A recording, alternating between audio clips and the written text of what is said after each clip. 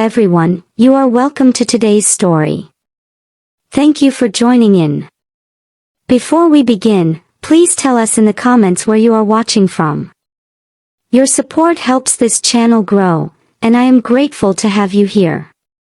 My name is Elena Cruz, and I once believed the Witness Protection Program could save me.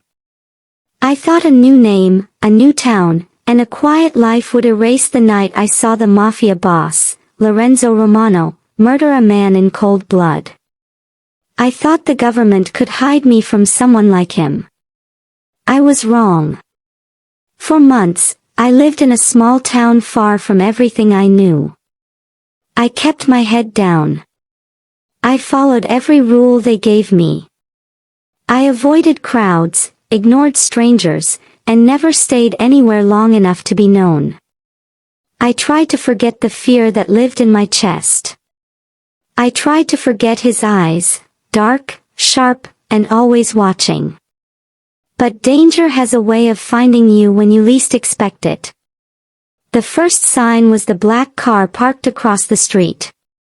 The second sign was the note slipped under my door with two simple words, "Found you." My hands shook as I read it. My heart raced like it wanted to escape my body. I knew only one man would send that message. The man I testified against. The man I feared more than death itself. Lorenzo had found me. And he was coming. My new name was Emma Hale, but it never truly felt like mine. Every time someone called me Emma, it reminded me that I was living a borrowed life.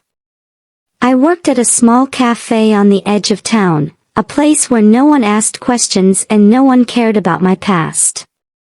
It was quiet, safe, and for a while, it helped me breathe again. Every morning, I woke up before sunrise, walked to work, and tried to blend in. My co-workers were kind, but I kept my distance. I never shared anything personal. I never invited anyone close. The fewer connections I had, the safer I felt. Life was simple, until the day it shattered again.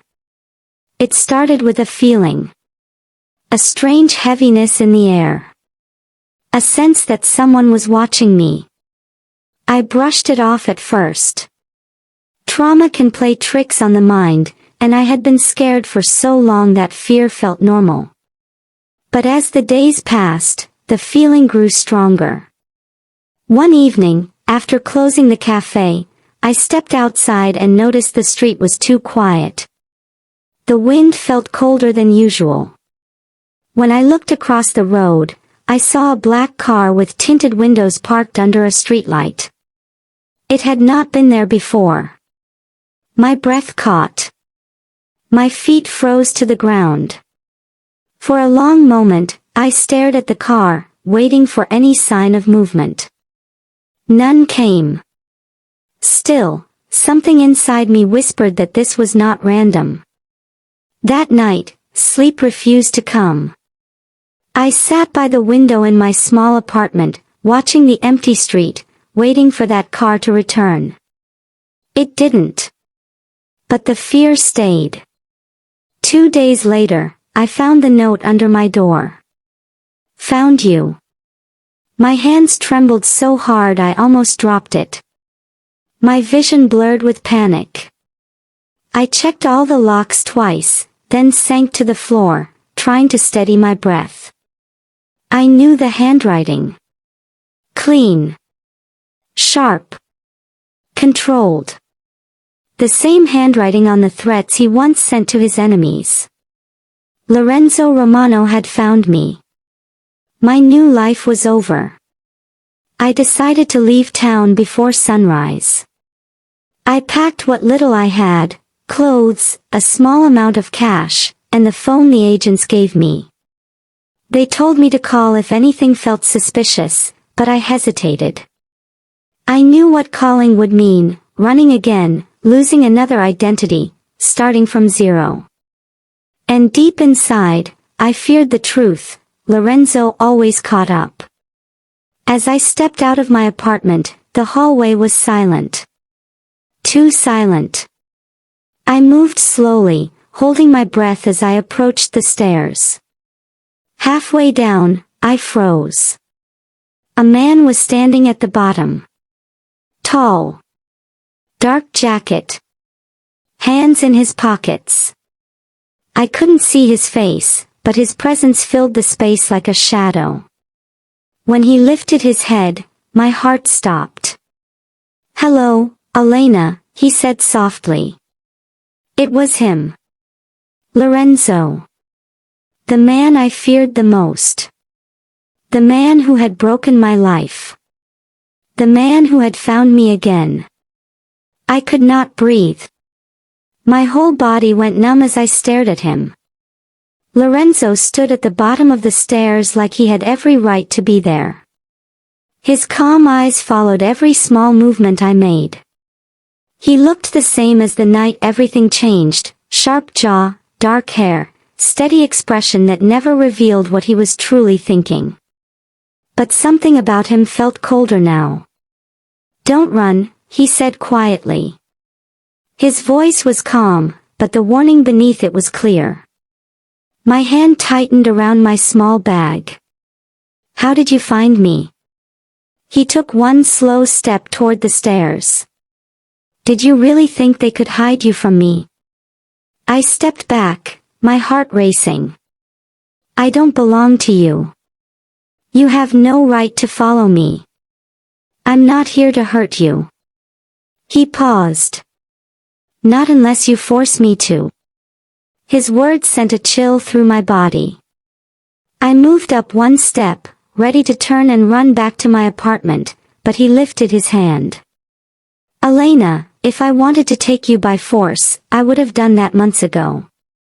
My throat tightened. Hearing him say my real name made something inside me break. I had worked so hard to bury that identity, but he spoke it like it still belonged to me. "Why are you here?" I whispered. "To bring you back," he answered. "Your testimony destroyed my world. My men. My name. You didn't just run from me, you declared war on me." My knees felt weak. I did what was right. His jaw shifted slightly. "Right," he repeated softly, as if the word tasted bitter. "Is that what you call it?" I looked toward the exit door behind him. There was no way I could pass without him grabbing me. Still, my instinct told me to keep distance. "Did you kill the man that night?" I asked. He looked up at me with calm eyes. "Yes." The honesty startled me. No lies. No excuses. "You murdered someone," I said. "You expect me to stay silent. You saw something you were never supposed to see." His voice dropped lower. "But I am not here to discuss the past. You ran. You hid. Now I want you to come with me." "No," my voice shook. "Never." His eyes softened, almost in a strange, quiet sadness. "You think you have a choice. Stay away from me." I turned, trying to rush back up the stairs, but he moved faster than I expected. His hand brushed my wrist, not tight, not forceful, but enough to stop me. "Elena," he said gently. "Listen to me. Someone else is looking for you. Someone far worse than me." I froze. He released my wrist slowly. "The man I killed, he had brothers. Dangerous men. They found out about you. They want revenge. They want to make an example out of you." My chest tightened painfully. "You're lying." "I don't lie," he said. "Not to you. Why would you care what happens to me?" He exhaled softly, and for the first time, he looked almost human, like the cruelty he carried was heavier than he wanted to show. "Because you were the only innocent thing in my life," he said. "And I cannot let them touch you." I shook my head. "You just want control." "If I wanted control, I would not be warning you," he answered. Silence filled the stairway. I wanted to run. I wanted to scream. I wanted to believe he was lying because it made everything simpler. But the fear in his eyes was real. Deep.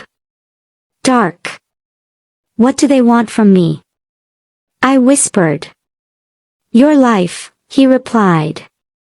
"And I will not let them have it." He stepped back, giving me space. It surprised me. He had never given me freedom before. He had always taken whatever he wanted. "I can protect you," he said. "But you must come with me now. If you stay here, they will find you before sunrise." I stared at him, torn between fear of him and fear of something worse coming. "I don't trust you," I said. "You don't have to trust me." He turned slightly toward the exit. "You just have to stay alive." For the first time, I noticed something else. He looked tired. Not weak, but worn, like he had been running too, like he had not slept in days. "How long have you been watching me?" I asked quietly. "Long enough," he said. "Long enough to know you stopped locking your window at night. Long enough to know you cry in your sleep." My stomach twisted. "You followed me that closely." "I had to make sure you were safe." Safe. The word felt strange coming from his mouth. "Come with me now," he said again. "Or you won't live long enough to hate me." My breath trembled. I did not want to go with him. But I also did not want to die. With shaking hands, I took one small step down toward him. His eyes softened just a little, almost invisible, but I saw it. "Good," he whispered. And in that moment, I realized something terrifying. Lorenzo wasn't just here to take me back. He believed I still belonged to him. The night air was cold when we stepped outside the apartment building. My hands felt numb, not from the weather, but from the fear twisting inside me.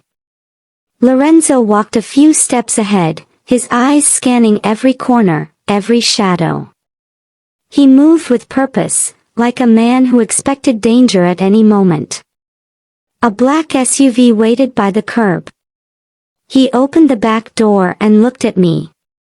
"Get in," he said. My feet refused to move. "If I enter that car, I'm trapped with you." "You're already trapped," he replied quietly. "But in the car, you have a chance to stay alive." The honesty in his voice frightened me more than any threat. I took a slow breath and climbed inside. He closed the door behind me and walked around to the other side, his movements sharp and alert. Inside, the car smelled clean, with a faint trace of leather. There were no other people in the vehicle. No guards. No weapons in sight. Just him. When he sat beside me, he didn't touch me. He didn't force me closer. He simply started the engine and pulled onto the empty street. Minutes passed in silence before I gathered enough courage to speak. "Where are you taking me?" "To a safe house," he answered. "A place only I know." "That doesn't reassure me." "It should," he said. "Because the people hunting you will not stop. They want revenge for their brother. They want to torture you before they kill you. And they will kill anyone who tries to protect you." I stared at him. "Then why risk yourself?" His jaw tightened. "Because I owe you." "Oh? That word sat heavily in my chest. You owe me nothing, I whispered. You destroyed my life. He glanced at me, his expression unreadable. I know. I didn't know what to say after that. The truth hung between us like a painful shadow. After about 20 minutes, he drove off the main road and into a forest path. The trees were tall and close together, blocking most of the moonlight. I felt my heart speed up again. Are you going to hurt me? I asked softly. No, he said immediately. Never. Then what do you want from me? His hands tightened slightly on the steering wheel. I want you safe. Even if you hate me for the rest of your life. The car stopped in front of a small cabin made of dark wood. It looked old but strong. He got out first, checking the area before opening my door. Inside the cabin, it was quiet and simple.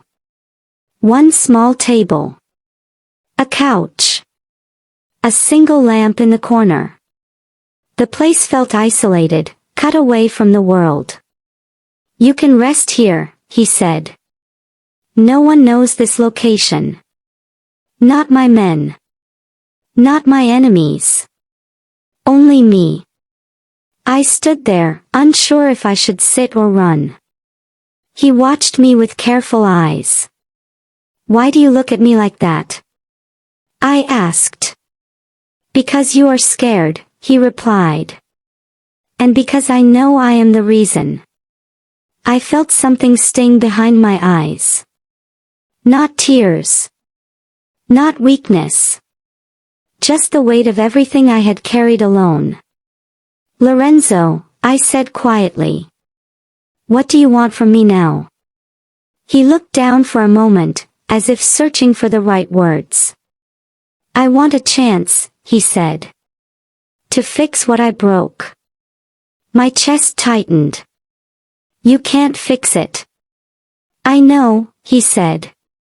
But I can protect what is left. I stepped back. Protect me from your enemies. Or from you. He looked into my eyes, and for the first time, I saw something raw. Something real. Not the cold mafia boss. Not the powerful leader. Just a man carrying too many sins. I will not harm you, he said. Even if it destroys me. Silence filled the cabin. Why me? I whispered. Why do you care this much? He took a slow breath. Because I watched you from a distance long before you knew who I was. You were kind in a world that had no kindness left for me. You smiled at people even when you were tired. You cared. You were everything I thought I didn't deserve. My heart pounded hard. When you saw what I did that night, he said, I knew I would lose you. And I knew you would never look at me the same. But I couldn't let them kill you. Not then. Not now. I didn't know what to feel. Fear. Anger. Confusion. All of it mixed into something heavy and sharp. Lorenzo, I said softly, I don't belong to you. He nodded slowly. I know. But I will still protect you. At that moment, the sound of a snapping twig echoed outside. We both froze. Lorenzo moved first, walking to the window with quiet steps. He looked out, his jaw tightening. What is it? I whispered. He turned toward me with eyes darker than before. They found us. My heart dropped. How? I don't know, he said. But I need you to stay behind me.